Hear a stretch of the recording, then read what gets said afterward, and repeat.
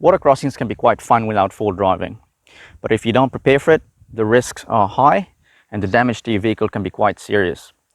Today I'll be talking about some tips, regardless if you're driving this sort of vehicle or a full-on four-wheel-drive vehicle.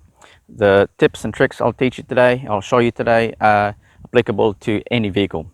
If you like what you see today, if you like the content that I create, please consider subscribing down the bottom and give this video a thumbs up. So there's going to be 3 parts to this video. The first part is what you need to prepare for before you head out. The next part is when you get to the actual water crossing. And the last part is what to do after the water crossing.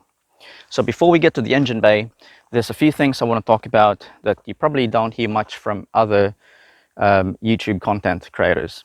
The first one is let's go into inside the cab. Now, a lot of four-wheel drives will have a drain plug on the floor, so when water gets in, you can remove that rubber plug and drain the water. So some older four-wheel drives, you might find that the plug's actually missing, or it's just too old, it might have cracks on them. So if you look underneath your vehicle across the whole flooring, you might see some normally they're circle in shape, some rubber grommets, some rubber plugs. Have a look at them, and if they're missing any, the wreckers would probably be a good place to buy one, or maybe eBay. Make sure the plugs are there, and if they crack, replace them as well. The second thing is the firewall grommets.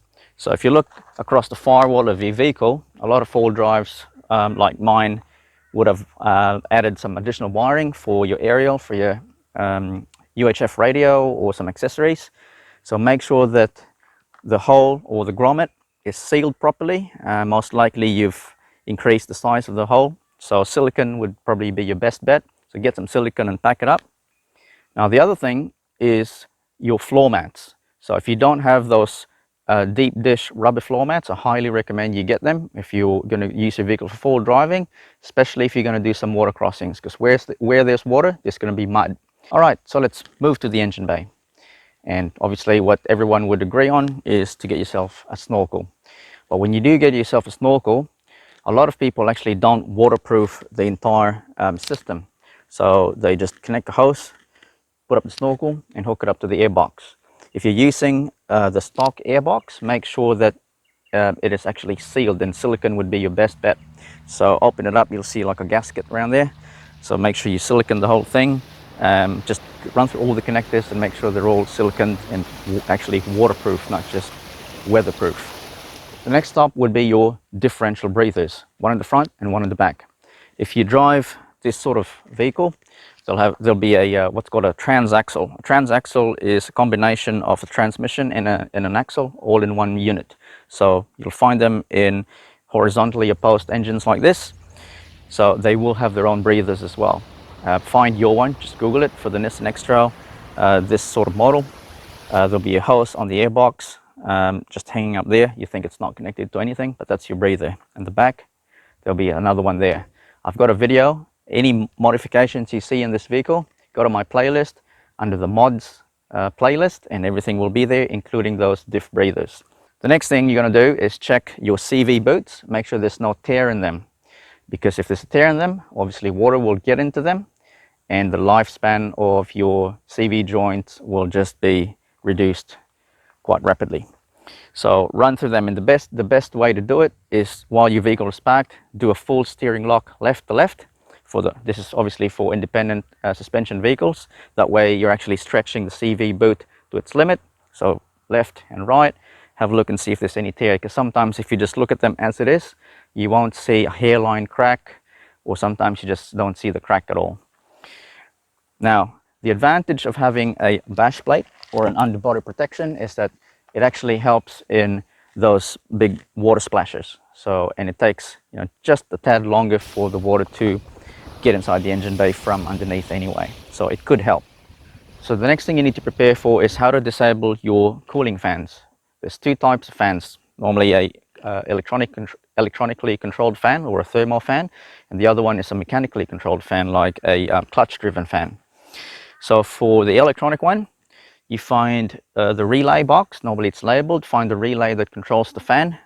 So you turn on, while the car's running, turn on your air conditioning, find the relay, remove it and figure out which one it is, remove it, make sure that it kills the fan. So, and then remember which one it is. For the mechanically driven fan, you might have to end up removing the drive belt to actually disable the fan. So find the pulley adjuster, make sure you got the right tools for it, take it with you. So if you're going to cross really deep water, you know how to disable the fan by removing the drive belt. Now, why is that important? That's important because if you look at a vehicle, the bottom of your radiator would normally be around your bump area, which is quite low. The fans go down to that area as well because it normally is big enough to cover the surface area of your radiator. So what it means is that you don't have to go through water high enough to reach the top of your engine where your spark plugs are for a petrol engine, or even your airbox. You can go through a water as deep as your bumper, which is quite low, but your fan, the bottom fins of your fan is going to catch it. It's going to spray water everywhere within your engine bay. That's why it's important to know how to disable your thermal fans or your cooling fans. So the next thing we're going to talk about is when you actually get to the water crossing. So the first thing you want to do is stop and assess the water crossing, which you hear everyone say. And most importantly, that's to cool down your brakes and your axles. So remember I told you about the diff breathers? Normally it's a one-way valve there. So it expels the pressure within an axle during normal operating temperatures. So when it's hot and you dip it into cooler water, it creates some sort of a vacuum and it will suck air through the breather, number one. And if that's blocked, or if it can't do it, or if it's hot enough that it creates so much vacuum, it could suck through your seals as well. So while you're cooling down your engine and the axle and the brakes and all that sort of stuff, proceed to the water crossing to assess it. All right, the next part is the stuff that I actually mentioned in my previous practical full driving video. So have a look at that as well, but I'll quickly touch base with it. So the thing with water crossings is that it's what you can't see that's going to get you stuck. So that's why people say, you walk the crossing, you check what's underneath, how soft or how firm the bottom is to see if you're going to get bogged or not. But I'm going to say one thing here. You've got to remember that a water crossing has got normally one entry and one exit normally, which means that where the vehicles are passing will form two ridges, two tire tracks. And if you drain all the water from that bog hole or the water hole, you'll see that there's going to be a ridge in the middle, in the middle of the two tire tracks. It's that ridge that's going to stop your vehicle if you run out of ground clearance, and that's the reason why you're going to get bogged in there. It's going to hold you back. Okay, so what you need to figure out is how high that ridge is and whether you've got enough ground clearance to clear it. And if you don't even attempt the water crossing.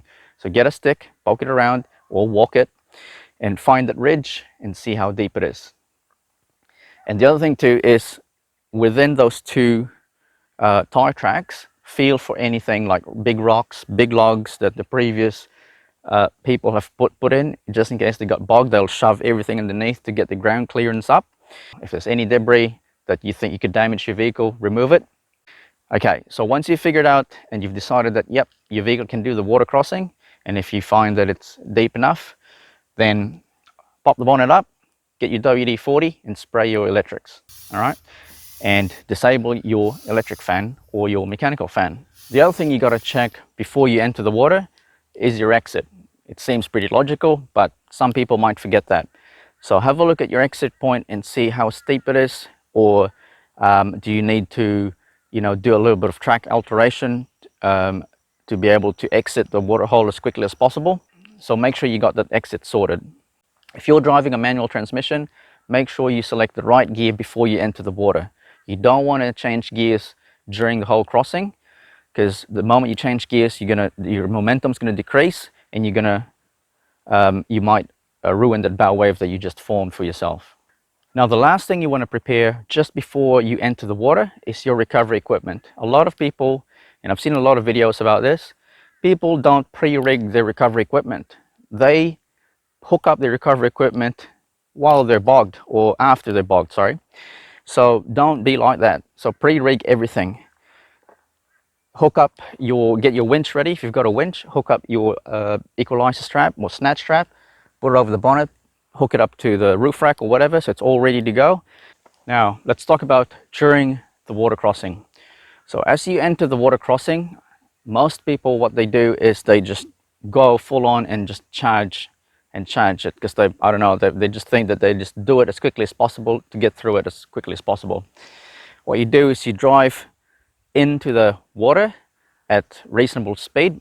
What I mean by reasonable speed is just enough speed to maintain your bow wave, or to start that bow wave. And for you to start that bow wave, you got to imagine that, say you got a wall that's the front of your vehicle, and you go into the water, and you go into the water at the right speed. That what you're doing is actually you're just pushing a wall of water. So if you get at the right speed, it's going to form what's called a bow wave. And if you maintain that speed, you'll see that the depth of the water is going to be quite high in the front of the vehicle, and it's gradually going to go shallower towards the back of the vehicle.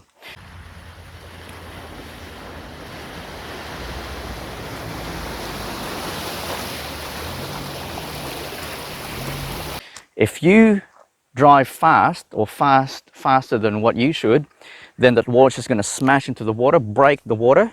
It won't create a wave. It's going to break the water, go over your bonnet, and then the water will go over, and then it will take you a while to form that perfect bow wave further down. And by the time, it would have already made a big splash underneath, or maybe inside your engine bay.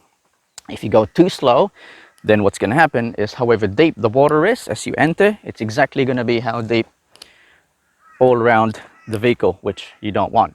Now, while you're traveling through the water, and if you get stuck, not what I mean by stuck is you get bogged, all right, and the water is not deep enough, and you're sure that the engine hasn't sucked in water, but you just got stuck. Don't turn off your engine, because your exhaust pipe will be under the water. If you turn off your engine, the pressure coming out of the exhaust pipe will stop, and water will start flowing into your exhaust pipe.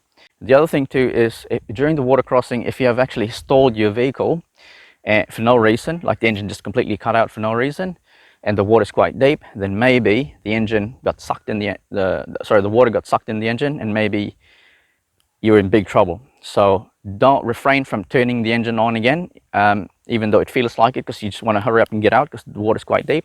Don't do it, because that's if that's the case, if you got water in the lines and the intake pipes, you turn it on, you're going to hydrolock your engine, and you can say goodbye to your engine. Right after the water crossing, as you get to the exit point, first thing you want to do is, as soon as you've cleared the bog out of the water, stop your vehicle and let all the water drain. The reason for that is so that the exit point doesn't erode. If you drag the water all the way up, the water is all going to go down and erode, and the exit point is going to be harder for the next person. After you've drained that water, turn off the engine, hook up your thermal fans again, or your mechanical fan again if you did disconnect it, and check all your fluids. So make sure all the transmission, the engine, the brake fluid, power steering fluid, see if there's any water contamination in the actual system. You'll know, because the color of the oil will be a bit milky, it will look really strange, and you'll pick it up straight away. If you like the content I created today, make sure you subscribe down the bottom, check out my previous practical full driving videos. Thanks for watching, and I'll catch you in the next time. See ya.